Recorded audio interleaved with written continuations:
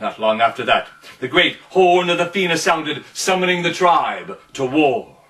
Over the waves came, not one, not two, but 3 full Roman legions. The men lined up on the hillside, while the Romans formed ranks on the beach. Finn was about to sound the charge when out from the line stepped Oscar. He bowed. "My lord, if I am to be the new leader, it's time I learned to lead." "Very well. The field is yours." Oscar surprised the men, because instead of leading a charge down the hill, he walked to the next hill over. There, under that same ancient oak tree, sat Etain, come to tend the wounded after the fight. He smiled. "Milady, if you'll excuse me, I need 1 branch from that tree." Etain rubbed her hands, placed one against the trunk of the tree, and then nodded her head.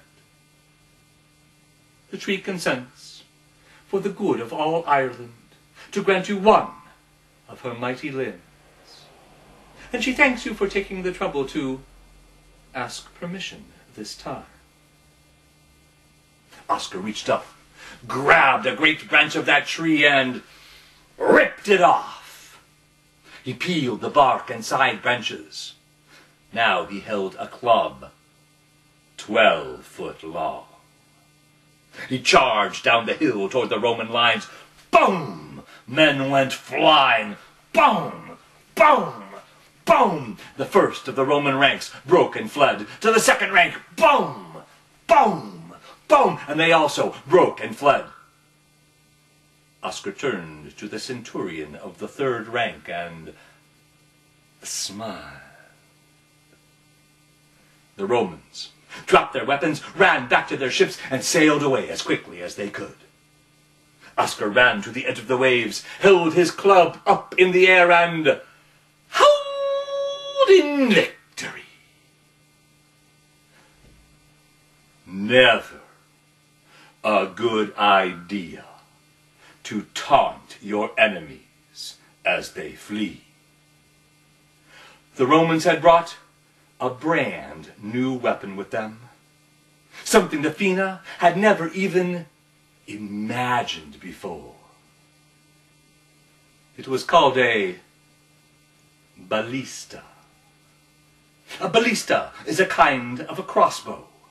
A crossbow as big as a house. As Oscar held his club up in the air, the Romans placed an entire tree branch into the ballista. As he howled in victory, they pulled the trigger. The bolt shot through the air, struck Oscar square in the chest. A lesser man would have been ripped apart.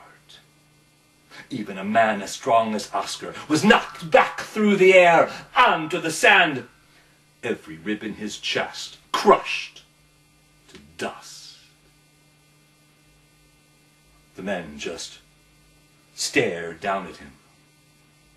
Down from the hill came Etain. The men tried to hold her back, but she threw them to the ground, knelt down next to Oscar, rubbed her hands, and placed them on his chest.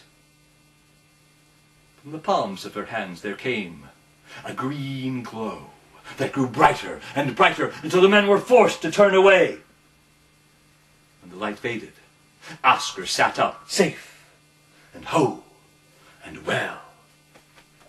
"You did it! You did it! You saved me!" Wound like that doesn't just go away. Etain had taken it into her own body, and now she lay on the sand, every rib in her chest turned to dust.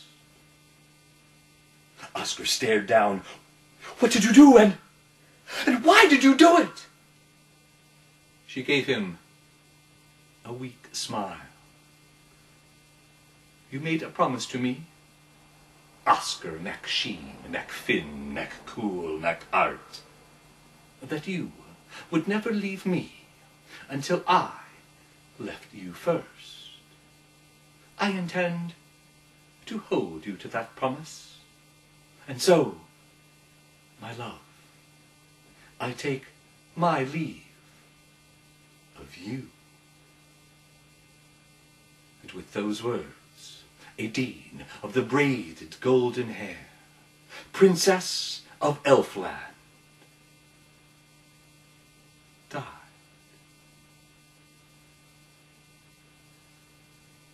Oscar was a broken man.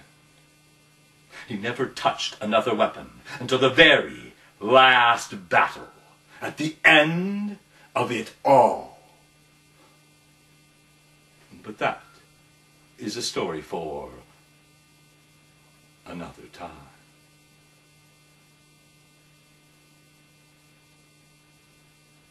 The Tale of Oscar and Etain from Ireland.